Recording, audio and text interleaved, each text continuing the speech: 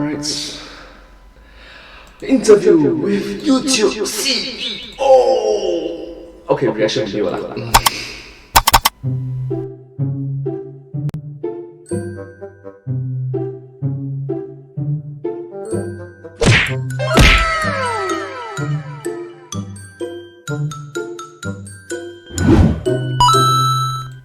Hello everyone, let's start.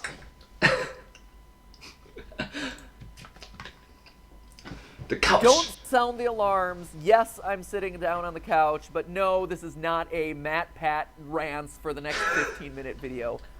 Rant. I just wanted to preface what you're about to watch. So, earlier this year, in October, YouTube threw their first ever YouTube Gamer Summit, where they brought 150 of the top gaming channels from around the world to Palm Springs, California, to talk all about different YouTube issues, different products that are coming out, and what it means to be a gamer on the platform. And as Yes, this is very important, especially if it's 2 years ago when, you know, Copa. part of that event, I actually had the honor of being one of the first, if not the first, gaming creator to sit down on the couch and ask Susan Wojcicki, YouTube CEO. YouTube CEO. Yes, that's right. YouTube CEO. Interview questions. Interview Basically, they gave me carte blanche to ask whatever I wanted of her. And so I want to take advantage of that opportunity and really ask the hard-hitting questions that not many people talk about, especially when it comes to the creator community. So I wanted to share that with you. I got permission from them to share that footage with you. And so here we are, friends. Here's my interview with Susan Wojcicki in the hot seat, YouTube CEO, me putting the screws to her. Let me know how I did. Let me know how she did. You know what? Let me know what I should ask if I'm ever given the opportunity again. Although I feel like after this interview, they probably won't be inviting me back. Enjoy. Hey guys. Good to be here. First ever Gaming Creator Summit. This is exciting. Yeah. Super exciting. Susan, thank you for taking time to sit down on the couch with me and all of us. Of course. Oh. I know you're super busy. You just came from Arizona. Yes. But, but I was very excited. I think this was an important event, and I'm True. glad that we have a creator summit just for gamers, and I was That's really right, glad that's to be here and to answer your questions. And so I'm, looking forward to hearing what you're going to ask me. So Yes, let's go. Let's get started. Alright. Right, I can't wait for it. I know that we don't have too much time to ask questions today, so we'll get right to the point. But first, Okay. what's your history with gaming? I'm just curious. Do you play games at all? Any of your children play games? Well, all my children play games, and so that is probably the main way at this point in my life that I'm interacting with gamers. Strong introduction question for YouTube's gaming summit. I play with them sometimes, and they all play with each other, and they tell me about what they love about it, and sometimes I'll play with them. But that's, I see, I think, I wish I could say I have tons of time to always be playing games, but I think, Wait, you have want other me things to do? also Come to on. be focused on all the issues and products that we're building at YouTube. After all, being a CEO is really, your schedule is quite packed, isn't it? But I do, when I spend time with my kids, sometimes I play games with them, and I see their love and passion, and I see how fun it is and how engaging it is, and how you can spend a lot of time playing games. Yeah, so, sure, of course. So yeah, I get it. I get why it's meaningful. Well, I'm glad you segued to the big issues of YouTube, right? So I started off with a little softball, but it's going to get Sure. hard in a hurry since we only have half Okay, hour. sure. Softball, yes, you're right. Softball So question. first question I have for you is gaming as a second-class citizen here on YouTube, right? So, Ooh, wow! Instantly jump to the main topic, the second question. Wow, okay. This is gonna be interesting. gaming, I did the research, 50 billion watch hours last year on the platform, 200 million people coming to this platform Well, he mentioned last year that it's 2018, which is 3 years ago. every single day, specifically to watch gaming content. You look at most subscribed channels on this platform, and they're mostly baby songs singing Baby Shark, but after that is gaming, right? Gaming is the second largest vertical on the platform, only to music. And yet, if you were to ask a lot of people sitting in this room right now, I think they would probably say that they feel a second-class citizen on this platform. YouTube is more than happy to prop up its beauty creators, its vloggers, its educational YouTubers, and yet gaming kind of feels off to the side, right? They're not invited to the Met Gala like the vloggers are. They're not. Did you want to go to the Met Gala? Who wouldn't want to go to the Met Gala? Honestly, I mean, like, that's such a huge opportunity, right? Yeah. Robert Kinsel and you've both been kind of touring around doing interviews with creators. This is really your first interview with a gaming creator, right? Yeah. There's all sorts of stuff out there that feels like gaming is kind of a second thought. We're relegated to our own platform with YouTube Gaming, our own app, our own social media handle, our own trending tab. True. It feels like we're being segregated off from the rest of YouTube, even though we're delivering a huge value to this platform. So what are your thoughts on that? Is this a true feeling? Is there a reason why gaming kind of feels like its own entity relative to the greater YouTube community? So In relative. I think, right? as you can tell, I was clear just to ask whatever is on your mind, and not edit it in any way. I was surprised your team let some of these questions Oh, through, of so I'm course. curious. Ooh, I've got to agree with that, right? The first question was a softball. The second question was like a push, It's like a boxing, right? The first was a feint, the second was a jab. Actually, it's more towards left, right? Left is like, from here, just jump, go over here. The second punch is the real one. Ooh. I'm surprised that the team actually allowed that. I wanna hear what's on your mind. I mean, my answer would be no. I mean, gaming is an incredibly important part of our ecosystem. It's why I'm here. It's why we're having a gaming summit. We think gaming is an incredibly important part for our users, and all of you as gamers and gaming creators is a segment that we really want to be investing in. True. And I mean, I'll tell you, when I first got to YouTube, which I've been there for 5 years, I immediately said, this is an important area and we need to be investing. And I assembled the first team that was dedicated from an engineering perspective to supporting gaming on our platform. I talked to our team. I wanted to make sure everyone that was on the team was a gamer, and talked to them and said, what are the most important areas for us to invest in at YouTube for the gaming community? For the gaming and community. they identified a number of areas. One was live, just to put in perspective. We didn't have live. We understood that that was an important category for us. And Yes, live stream is important as well. took some investment on our side. We also realized that we needed to have the product more customized for gamers. So at the time, they wanted to have a separate app, which we now no longer have, because we realized that gaming really was best served in the main app. But we wanted to make sure that we have gaming pages, that you actually are getting the right results when you type in any query for a game. And we also wanted to see that there were a lot of other features that we thought would be relevant and useful for gamers. So it was actually our gaming team that developed a lot of core features like memberships, super chat, super stickers. So all of that functionality was actually developed first for the gaming community. So you could look at it the other way, and you could have our other creators saying, like, how come gaming's getting all of the cool features first? Why did they get live? Why did they get all the memberships? And again, like, we really want to make sure that we are that we're doing what we can to support this important vertical for YouTube, and that's again why we're here. And you'll see us continue to invest. And our teams always coming back to us with different feedback and ways we can do more. Sorry. Account linking is another area where we've invested. I think you heard that in the last talk, that we have 5 of the top 10 games on YouTube have account linking. So those are all different areas that we're investing to make sure that YouTube is a really committed and great partner to gamers. Yeah. Okay, great. So that's good to know. But It's good to know. Taking it even one step further back, is YouTube still a platform for creators? How do creators factor into kind of the larger scheme of YouTube? Because less than a month ago, YouTube kind of threatened to remove verified check marks from thousands of channels, right? Like, that was a huge blow, and a lot of these channels, some of which you are probably sitting in this room right now, were grinding away on the platform for years, and yet a celebrity walks in and they immediately get the check mark and it's allowed, even though they're kind of like a passerby on this platform, right? Which is quite, is quite troubling to know, because think about it, I've been grinding away for YouTube, this platform, for so many years, and then a celebrity just ping appear, then poof, for him, for her, and for me, I mean, that's what?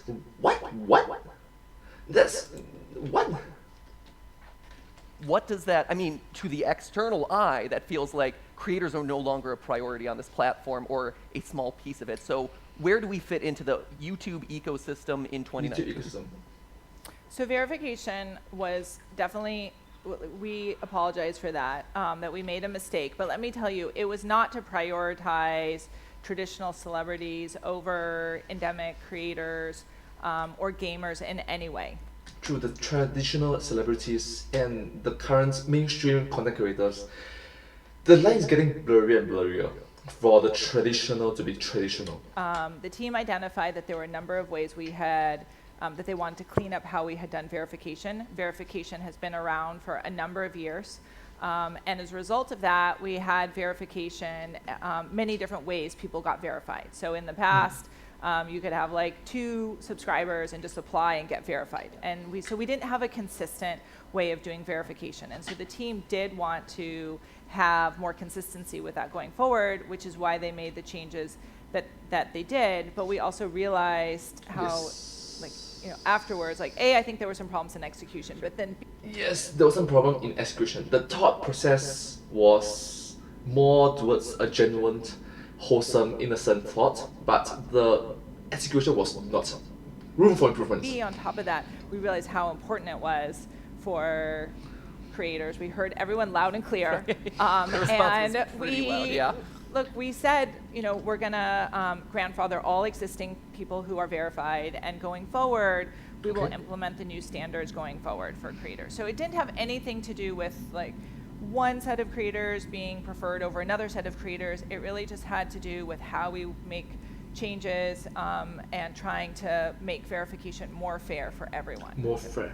And to be clear, we go to extraordinary lengths to try to make sure that we are fair for everyone, not just, you know, one vertical versus another, not like gaming versus music or traditional celebrities that come from TV versus creators that got started on YouTube. Like, we're trying to think about how can we enable our overall platform and our users who come and enjoy all types of content. How can we make sure that everyone is having a better experience? How can we make sure that we have the right monetization for creators no matter what background they are? And we also see that creators like change, like that they may do a combination of different types of media and cover different types of events. And so That's again, we want absolutely to correct. People change, humans change. YouTubers are after all humans. support and be fair to everybody. Okay, fair enough. Speaking of other big picture things, gaming exists in this weird nexus, exciting but also very scary gray area with a lot of the legislation that YouTube's having to deal with right now. I always get this wrong. The European Union's Directive on Copyright in the Digital Single Market. Yes, we also call it EUCD. Great. I mean, I guess that's the easy way to say it. Or Article 13. It then, you know, Which it they passed. renamed It's now to Article 17, 17, right? It's like a shell game, right? Yes. It's very almost like they're trying to confusing. hide it. Go figure. But basically, this is the meme killer legislation, which requires platforms to have stricter policies around content uploaded onto their platform that might contain copyrighted works, right? You and I actually spoke briefly at Google Zeitgeist a year ago about this policy, the impact it would have on YouTube, and you were very vocal against it, right? But now here we are, a year later, it's passed, and as of this June, there's now a 2-year ticking clock for platforms to be compliant with this legislation. Countries. Oh, sorry, yes. Countries to be compliant. Okay, that's a good distinction to make. So how are your feelings about what eventually did get? The question is, how will Article 17, formerly 13, affect the YouTube platform? This question was asked 2 years ago, which is 2019. Right now in 2021, there have been a lot of changes, to be honest. Passed as Article 17. What changes is YouTube making in response to it? And as gamers, who a lot of our content is built on the backs of copyrighted works in the video game itself, even if it is fair use or whatever, where do we sit in that ecosystem? Yeah. YouTube has enjoyed tremendous success, and as we've grown and as we have more users and as we have more creators, there certainly has been a lot more scrutiny, and that has come from regulators and policymakers and press and many other places. And we want to make sure, A, that we're transparent, so we're talking to them and explaining what we're doing and explaining all the benefits that come from that. Right. And as there has been more interest in legislation and passing rules for not just YouTube, but all different types of digital platforms, we are often engaging with those policymakers and explaining why our business is set up the way it is, and there's lots of back and forth. And most of the times we're able to work through it on our own and come up with something, and in the background we adjust things or we make our system compliant, and it's something that you as creators don't really need to worry about. And we try to make it so that most of the time that's what's happening. Yeah. What happened with Article 13, which had been in discussion and had been in the works for a while, is there are multiple factors of how the European law is created. And so when the Parliament passed their version of Article 13, we realized that that specific legislation was really going to be damaging to YouTube. And it caught us by surprise because Yes, because it is a very complicated process. previous versions and drafts that we had seen were not nearly that severe. And because it became very close to it being passed into law, that's when we asked for all of you to participate and explain, because we wanted to make sure that you understood like how serious that was, that if that legislation got passed the way it was, that it would have really far-reaching implications for creators all over the world. Yeah. It's not just European Union, by the way. If that seed spreads, it will affect all of platforms around the globe. And so when we, thanks to all of your work, thanks to everyone speaking up, I also flew. I went to Strasbourg. I met with a number of policymakers. I wrote a number of op-eds. We were very active in explaining, like, we want to do the right thing. We want to work with rights holders. That's why we developed Content ID. We want to pay content rights holders for their content. But the way the law has been set up is it's going to cause a significant number of problems. Actually, people are going to make less money because it'll just be less of a business overall. And because of that, we were able to secure liability protections when we made a best effort to be able to match the content with the rights holder. Okay. And because we were able to secure that liability protection, we were in a much better state. Okay. And so I really want to thank all the creators who spoke up for us. It was really the first time that we saw YouTube creators coming and using their voice and using their platforms to be able to do something that was political and something that could change how our system and laws going forward are set up. And so it made a really big difference. I want to thank you for it.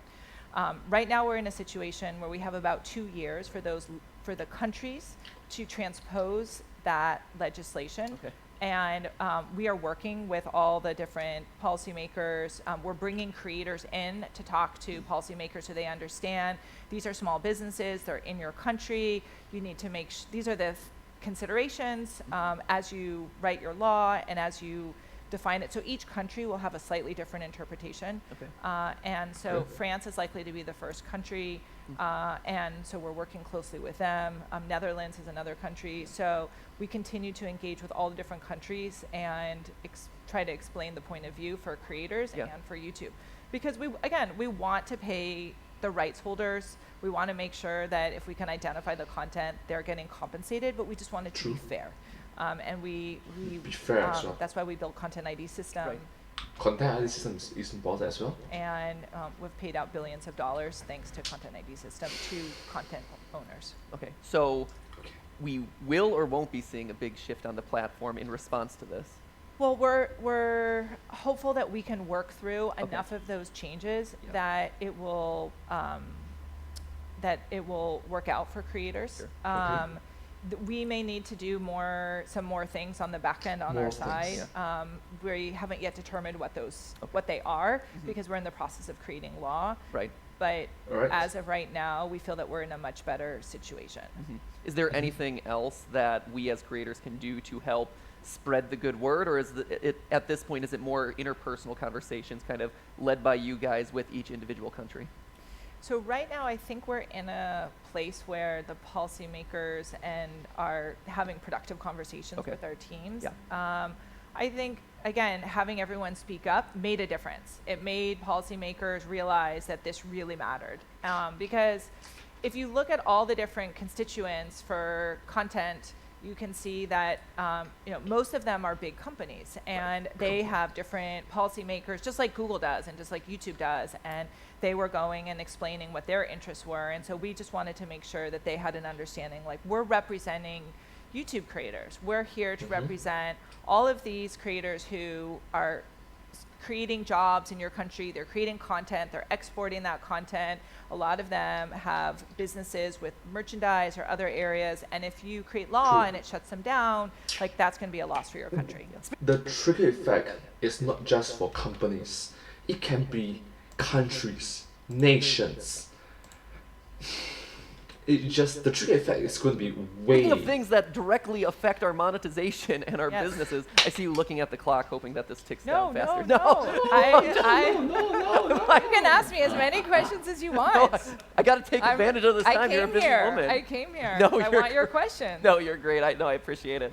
Just giving you a hard time. But speaking of things that directly relate to our businesses and monetization and kind of how things are built right now, demonetization, right? So those were all kind of like big picture questions, but this is kind of more in the day-to-day and a little bit more directed by YouTube. So obviously demonetization is a worry that every creator has. But again, gaming exists in that weird nexus gray. I feel like a broken record saying this over and over again, but it exists in this weird gray area of what is and isn't allowed based on the system, right? So one thing we all know for sure, as an example, is like violence. Violence is something that's going to get a video demonetized. That's fine. But where does virtual violence fit into that, right? Some of the biggest games on the platform. Yes, some of the biggest games, like Among Us, is aliens killing astronauts. Is it violence or is it too much violence? And biggest releases of the year are things that, that Ryan was just talking about on the stage before us. The Call of Duties of the world, the Dooms of the world. Doom is one of the tentpole IPs that's appearing on Stadia later. True, it's one of the biggest, and yet YouTube is not necessarily helping it grow much in comparison to other platforms in comparison. Why? This year, right? Mortal Kombat was a big release earlier this year. Are we as gamers just... Next question, where does virtual violence fall in YouTube's violence policy? Expected to just play Minecraft and Fortnite, which has gun violence, by the way. Like, where does that line exist? Yeah, so first of all, I want to say that I looked at the stats overall for gaming and for gamers, and I say that in general, and I understand the concerns, and I'm going to get into that and answer more. Sure. Like, looking at the stats, gamers are actually in a really good position. Okay. And so YouTube as a platform, we act on behalf of our advertisers, and advertisers come in all different types of preferences in terms of the type of content they want to be advertising on. You have some advertisers who say, we only want to be on the most safe type of content available, and then we have other advertisers who say, we'll be on like any type of content as long as the fans love it, like we'll be there. And so we have a broad range. I don't want to say all advertisers are the same. True, there's a broad range. Not all advertisers are the same. There's different one who want this, there are different one who want that. Well, the Venn diagram of each different advertising companies, organizations, medias, outlets, they have different Venn diagrams. And it's really difficult to try to fit all of them together in some sort of Venn diagram, as I mentioned before. And so what we've done is we've tried to enable options for our advertisers to figure out, depending upon who they are, options for them to advertise with the right set of partners. Mm-hmm. And I think what we see is that most of our advertisers, just looking again at the stats, are advertising and interested in gaming. Okay. And so I looked at what our advertisers opting out of. Mm-hmm. They opt out of issues like sensitive subjects. Sometimes like, that would be an example of something that's like high up on the list. Yeah. Gaming is not actually high up on the list. I looked at the top games and looked at their monetization, and I would say it was very healthy, with the lowest being Mortal Kombat. Okay, and I think that's not a surprise. That's the numbers are showing that. But having said that, you mentioned that the lowest being Mortal Kombat. Not sure if you know 2020, there is a movie called Mortal Kombat, and even though the movie have room for improvements, the fight scenes was awesome. The fight scene was awesome. Being a martial artist, even if you are an audience, you watch and you look at the fight scenes from the movie The Mortal Kombat. Note that I mentioned that Mortal Kombat on the game platform was the lowest. Note that, alright? The martial arts involved in that was descripted using a gaming reference of Mortal Kombat for the movie Mortal Kombat. It was awesome. Would that be demonetized as well? Just curious. I mean, the fans, the audience, we really like the fight scenes. Right. You know, gaming is a relatively newer area for advertisers. We've actually been trying to invest in advertisers understanding like why this is an important vertical for them to be in. And I just recently looked at some of the work that we're doing with advertisers, and we've put out papers for them to understand it. We've tried to introduce them to advertisers, so we've done a lot of work there. The other thing that we have done that has been really successful is we've enabled creators to self-certify themselves, which means that we give you the opportunity for you to tell us what's in your video. So how much profanity is in your video? Is there violence in your video?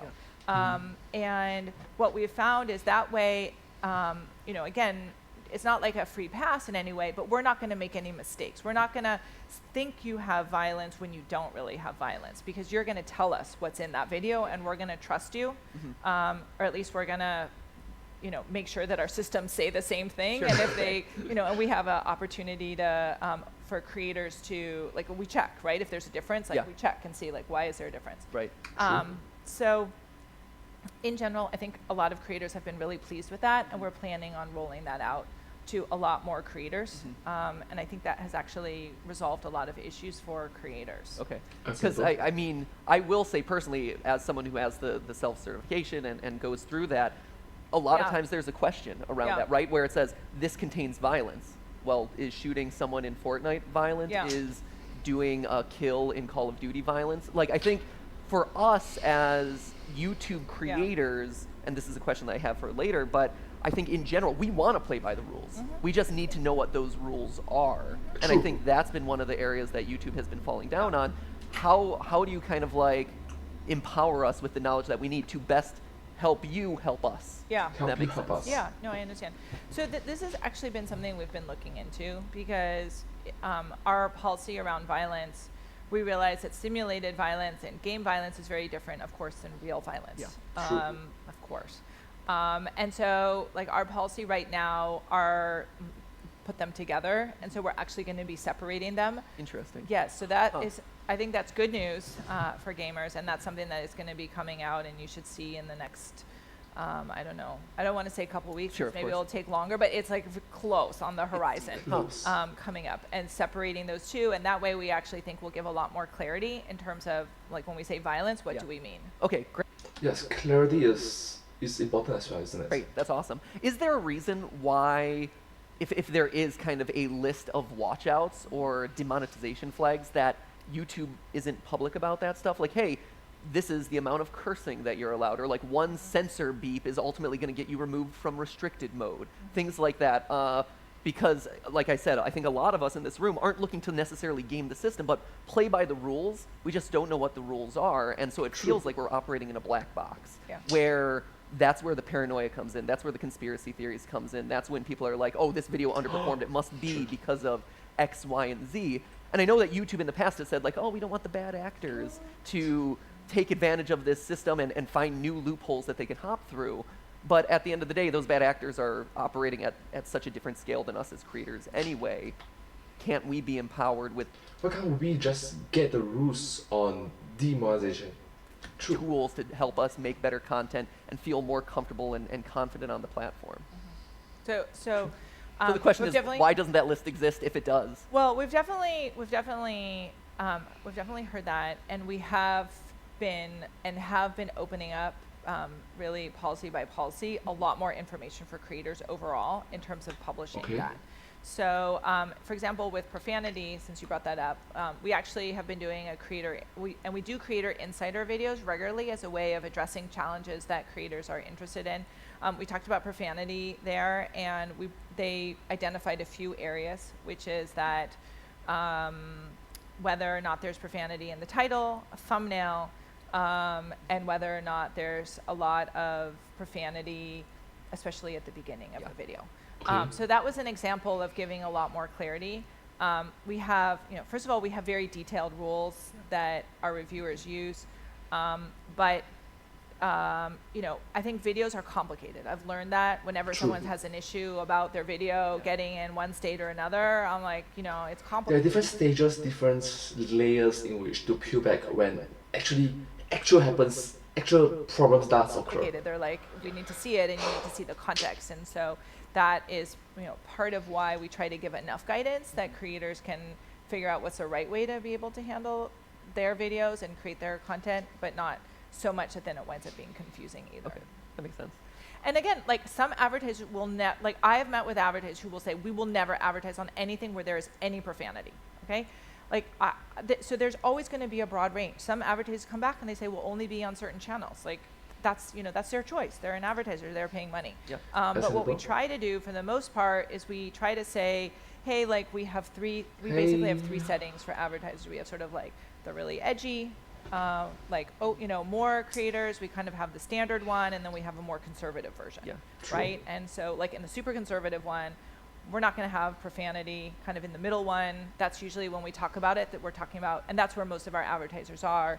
And then of course advertisers who are okay with anything, they've self-selected into something, and we've warned them that there could be more edgy content in this category. Yeah, interesting. Okay, switching gears a little bit because we're running out of time here, but this is a completely different idea. So YouTube obviously is a platform at this point built on hyper trends, right? Like what is current and relevant as of right now. That's right. There's the hype trend, as you may think of it as hype trend. That is very relevant indeed. And as a result, that's really affected kind of the gaming landscape and the content that you see gaming creators making, right? So in the need to stay topical and relevant over the last year and a half, everyone's had to do Fortnite stuff. And now it's Minecraft as of this year. But even in 2020, Minecraft, Dream came out big. Dream. YouTube, 3, 4, 5 years ago was a place where, because it wasn't as hyper trendy, or it didn't feel that way, you had a burgeoning kind of retro game review scene. You had a really strong indie game community, but now it feels kind of shifted in the opposite direction where everyone has to play the same game at the same time.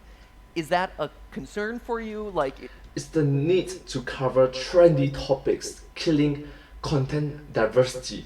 Do you have any thoughts on that? Is it something that YouTube is aware of, that it feels almost like things are being pigeonholed, and some communities that have been really strong on the platform have kind of suffered as a result of no longer playing the trendiness game? I mean, I think that we are more on the receiving end than necessarily defining what are the top games, right? So what I see is that for whatever reason, culture is deciding these are the games that are interesting and hot right now.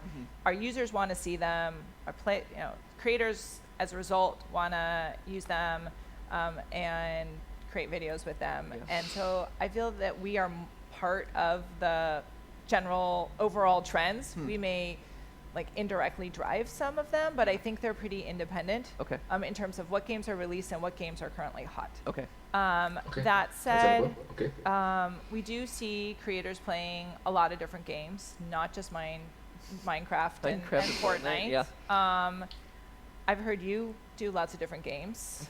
I do, but fortunately I'm one of the few, and to be honest, I achieved scale early on when being a variety gamer or someone who covered a lot of different topics was more acceptable, right? And we've curated a a brand or a show around what we do, that people tune in for the show, right? And I think nowadays, if you want to be a general gamer rather than a Fortnite player and then a Minecraft player, like it's harder. So that's the reason I bring that up. Yeah. True, understandable. Well, I mean, I think we see other people too. Yeah. I mean, I Sure. was told you play a lot of different games. I was told Jelly, for example, has posted videos from 12 different games in the last month. Yeah. So I think we're seeing other people, and we're seeing a variety of different games. I think if you look at entertainment overall, you always see there's like a few areas that lots of people are interested in, and then there's a longer tail of games Sure. or a longer tail of titles. I think it's like True. it's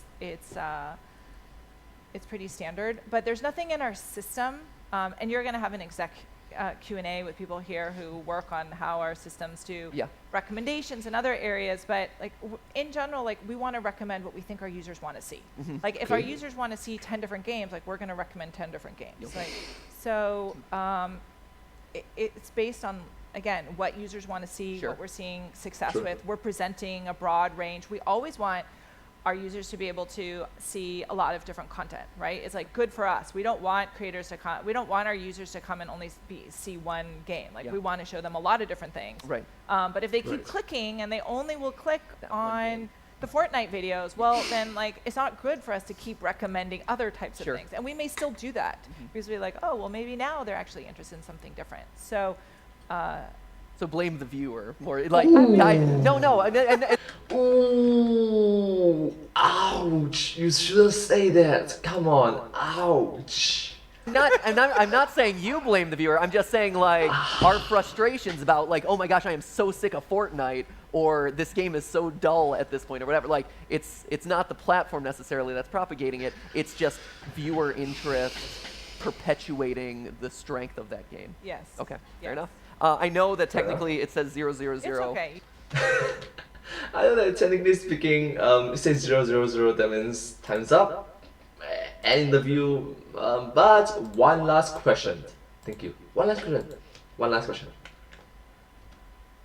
Okay. Going. Well, Ask your question. No, I think we covered the fourth question that I technically had listed, even though there's been like 10 at this point. I think a good one to end on though is why YouTube at this point, right? Why create gaming content on YouTube? Why create gaming content on YouTube? Right. So obviously, there's been a lot of press lately of platforms negotiating and competing over ownership of different channels, right? Throwing around tens of millions of dollars to get exclusive rights to X gamer, Ninja, Shroud, what have you. And, YouTube isn't appearing in any of those kind of press releases. So why? Sure. I don't know. Maybe you can, that's why I'm asking you the questions, honestly. I know you lost Nick A30. Like that's the one time I've seen you show up. Sorry, lost that one. But in all honesty, like, what is YouTube? What is YouTube rolling out? Why in a room full of gamers? Why is YouTube the place that we should be gaming? Yeah. Well, first of all, we have a platform and we work incredibly hard to have the best platform we can for all of you. True. And by best platform, we want to have the largest number of views to attract users to come and to watch your videos, and also the largest amount of revenue, whether that comes from ad dollars or subscription dollars, or new features that we're rolling out, like memberships or super chat or super stickers. And it's a combination of being able to have such an incredibly large audience, being able to have the opportunity to generate revenue, and to be able to build communities. And so we're also doing lots of things to be able to continue to improve all of the different community features that we have, live opportunity with community, and different posts, and shorts. And so our goal is really to be the most compelling platform for you to engage with your fans, to generate and build a business. And we also really care. I mean, we care about creators. We always say creators are the heart of YouTube. YouTube is a company that is filled with people. The only thing that we're doing is trying to figure out how can we build a better product for all of you. Please. Like, people come to work caring about doing the right thing for creators. And we go to extraordinary lengths to measure every single change we make. Like, I understand there was we made a mistake on how we rolled out verification. Sure. I want to tell you that we roll out thousands of changes every single year. We rolled out almost 3,000 changes to our platform. I mean, I'm rounding up, but like we are making changes all the time. Every single thing is measured with science behind it to make sure that with proper statistics and proper theories, hypotheses around it, with experts who are more skilled in this form, or in this field, who are more proficient in it. what we're doing is the right long-term thing. There's a reason that we have so many people coming to our platform to engage with gaming. I mean, I was just impressed that you actually knew all of our stats so well. So I'm you a want to big tell nerd. them again? What, the 200 million people every single day? Yes. Oh, well, a nerd, so a geek, so me too. I really love the numbers actually. And how Coming many for hours? gaming? Yeah. 50 billion watch hours. 50 billion. Is it now 70 billion? Oh, it's 70 again. Yeah, it was Oh, 70 see? billion. Thanks. Okay, Wow. so 70 billion. How many people have And note that this came out 2 years ago, which is 2019. Oh, it's gonna be bigger than 70 billion. created channels or gaming content in the last What was it, 9 months? 30 million channels 30 uploaded, million people have come. You don't get those numbers if you don't have a product that doesn't work, Right. So I mean, our product works, and we expect you to be thoughtful about who you partner with. But our goal is like to be the best place, to be the place where you're going to get the most views, you're going to get the most revenue, you're going to be able to engage with your fans in the most compelling way. True. To be the best means there's a long path ahead, isn't it? I want to be the very best, like no one ever was. Something around that. And it's good, it's competitive. Like, it's good because that means that we're all working hard and thinking about how do we build a better business. And if we see someone else doing something, like, we don't just sit back and say, oh, like, too bad, like they're doing something. We're like, oh, what can we learn from that? How can we build it into our platform and make it really great? So, we're committed. We're in this for the long term to be a great place for creators, a great place for gamers, and that's why we have this gaming summit right now. True. Is because we want to hear from you and we want to tell you about what we're working on, and we really care. So Aw, that's why you thank should you. come to YouTube. That's great. Oh, right? I mean, that was a good one. Okay, thank you. I mean, that's a really good place to end it. And I think, True, that's a very good place to end just it. again, to kind of wrap things up here, I think in a lot of cases, that's the stories that we're not hearing from YouTube's side. If I can just kind of like have a short editorial here, Yeah. is, I said earlier, like, we feel like second-class citizens. The verification button, it doesn't exist for creators, but does exist for celebrities. There's all these massive changes. It exists for everybody in the same way. Sure. Okay. Sure. Okay. Great. Yes. Sure. I mean, Sure.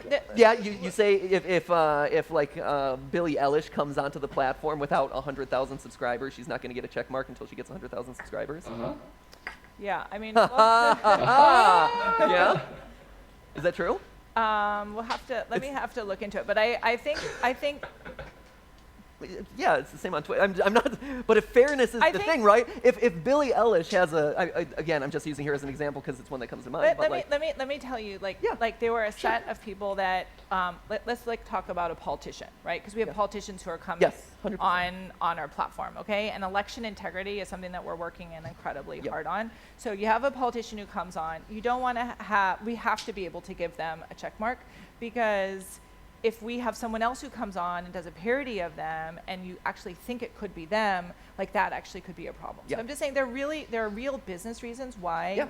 we may need to do that, but our goal is to try to be as fair True. as possible with everybody who's coming on the platform. Okay, great. And we're wrapping things up here, but I think that's the thing that people just want to hear, right? Is that you haven't forgotten about us, that we are still a priority for the platform, and that there so much. is a reason to still be on YouTube. I think with all the press that gets circulated around, like Mixer shelling out all this money for all these creators over here, and Twitch stealing X person from YouTube, it feels in a lot of cases like, hey, where is YouTube playing in this ecosystem? Why it feels like a lot of the press is always negative towards Yeah. that. And I don't know if there's a way that you guys are improving those sorts of communications or helping to kind of uplift those messaging points about the creator community. But I think that's something that us as creators would love to hear every now and then. True. We'll keep working on it. Okay, great, thank you. Be here. And thank you we'll for the keep time. working on it. Thank you, everybody. Thank you. Thank you. Thanks. Thank you. Thanks so much. That's wonderful. It's a good place to end. Alright. Thank you so much for watching this video. I sincerely appreciate it. If you do drop a like and subscribe button to my channel and ring the notification bell if you do like this video. Thank you so much for watching this video together with me. And I hope to see you in my next video. Thank you so much. Oh, don't remember to like, share, and subscribe to my channel and comment down below if you have anything to share with us. Don't forget to follow my channel, and I sincerely appreciate all of your support for me and my channel. Thank you so much. But hey, that's just an interview. A gaming summit interview. Okay guys, thanks for watching. Thank you.